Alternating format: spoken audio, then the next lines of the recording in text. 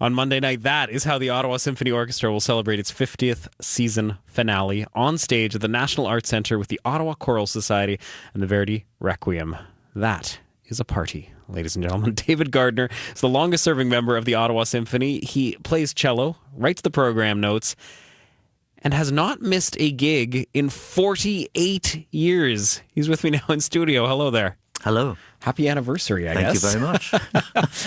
That's actually 225 concerts consecutively. 225. And how is it that you haven't missed a gig? It's just chance. I've always been here in the right place when we were playing. You never been tempted to call in sick or say, I've got plans? We don't play that many concerts. Originally it was 3 a year. Now it's 5. So, they add up, though. Oh, yeah. Well, they do when you do the mathematics. Yes, 225 as of next Monday. When you joined, was there any part of your mind that would have envisioned almost 50 years down the road? No. When I joined, it was 3 years old. Yeah. I had no idea what its past history was. It was just an orchestra and I wanted to play in one. And so I joined it. And it was the Civic Orchestra then? It was then called the Ottawa Civic Symphony. It transformed into the Ottawa Symphony eventually. But all of that orchestra had arisen from the ashes of the old Ottawa Philharmonic, which had a crisis in 1960 and stopped playing. Mm-hmm. And some of the musicians who were left in town still wanted to play orchestral music, and so they formed what they called the Ottawa Civic Symphony. So the formation of it was 1965, and the first concerts were in 1966. So I joined in 1967, in technically the third season.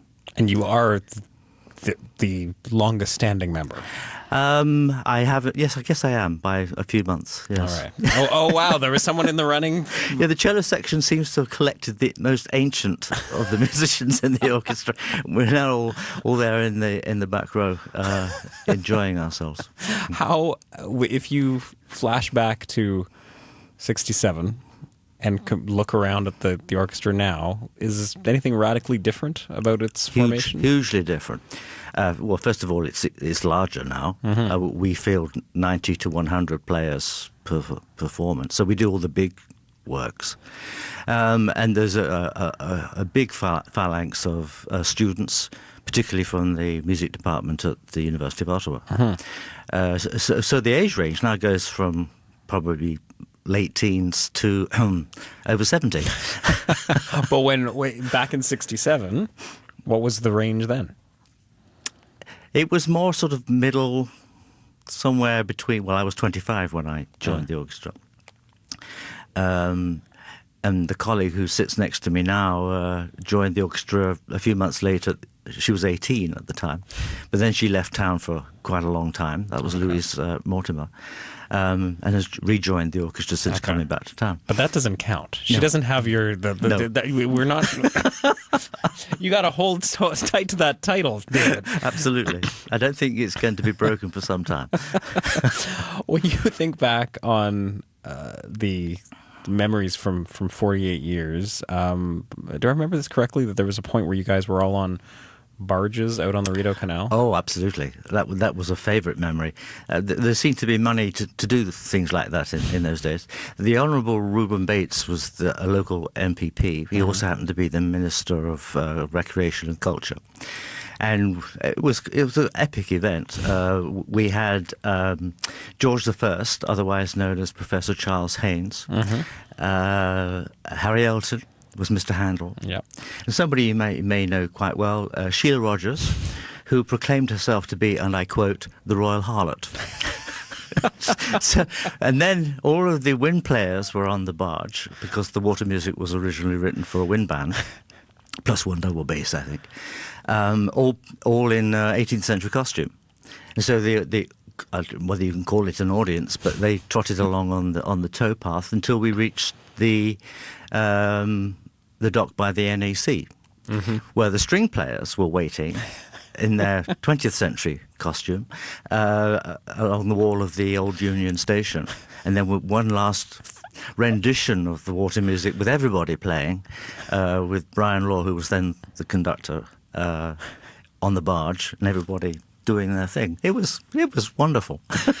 That's the kind of thing where you picture anything that can go wrong with that situation. Yes. Well, we've had other occasions where things can go wrong. Give me a few of those. Oh, okay. Well, when we were travelling, again, we don't do that anymore because nobody can afford to move an orchestra around. Right. But we were giving a run-out concert in Renfrew, and they, I was going to say exhumed, that might be unfair, but anyway, they presented us with a grand piano upon which a very young André Laplante was expected to perform. Okay. This is before he did so well in the Moscow Tchaikovsky competition. And he was playing the Rachmaninoff Second Piano Concerto, which is huge. Yes. And it starts with huge, great chords. And so he begins this concerto with great bravura, followed by a great clatter as the entire pedal structure came away from the piano and hit the deck. And he had the rest of the concerto to play without assist of the pedals. And Rachmaninoff was a great pianist, and he knew how important the pedals were. So he sort of looked a little startled and continued, which I thought was, I bet I hope he doesn't remember this, because he's coming back for Chamberfest, actually. To You should try a reenact. Yeah, yes, right. But that wasn't the only part of it. That piano had no brakes. And oh, no. In those days, the cello section was on the outside, sort of facing the sharp end of the piano, and it gradually began to inch its way towards us. And I was, being the principal cello, was thinking, okay, what do I catch first? The cello, the music stand? But it fortunately came to an end before it actually reached the cello section. The fact that he finished Rachmaninoff with no pedals is pretty impressive. Oh, totally impressive. I mean, what a feat. Possibly people didn't understand just how big a technical feat that actually was. I think that should be reenacted. I think you should get another piano with the pedal, without a pedal, without brakes. See if it can happen again. Yes, but that's the only thing that's ever gone wrong, right? That was one of the better ones. But there was the time when we were supposed to be playing somewhere around Opeongo, and the bus drivers got completely lost. Oh no! And so the orchestra arrived long after the audience. But at least we got there eventually. So these things can happen. That's got to be a great feeling being on a bus. You've got all these instruments and nobody knows where you're going. That was apparently what was happening. I mean, we were in the back seats, Then another occasion, again, the Honourable Reuben Bates took the orchestra to play at Ontario Place in Toronto. So we chartered a plane. All the big stuff, like the double basses and the percussion and harp, and went ahead in a truck. The cellos went in the cabin. That was fine going. Coming back, it was a commercial flight, Air Canada. And in those days, the cellos tended to have hard cases which were eminently black. And so the passengers who were not part of the orchestra walked into the cabin and discovered that probably the first 3 rows were filled with these coffin-like things, and the sort of look of surprise on their face was what all are we traveling with? Yes. What does this mean? Monday night, if I understand this correctly, is going to be your last performance. Yes. With the orchestra. Yes. Well, how do you know it was time after? Well, I'd actually X thought I was decades? going to do it last year, but music director David Curry said, well, couldn't you hang on for the 50th? So I said, oh, okay. And so, this is the 7th time I've played the Verdi Requiem. The first time was in 1973 with Brian Law conducting. Interesting enough, his last concert with us was 1991, and that was the Verdi Requiem. Maureen Forrester came to sing, especially for him. That was special. Then the last time we did it was 2001, when the very young Misha Brugger-Gossman, you may have heard of, came and sang the soprano part.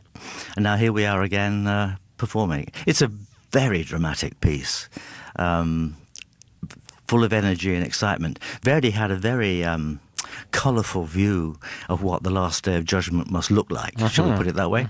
And it's a drama. And some people suggest it is best opera. For you, are there things you're going to miss? Yes. Oh, sure. Since the age of 13, I've always played in an orchestra. But I've, done it a lot. And I think I'd like to now listen to the orchestra in a seat in the audience. And I've still got string quartets to play. You've got other gigs. Yes. David Gardner, thank you for all the music over so many years, and break a leg on Monday night. I will, and thank you very much.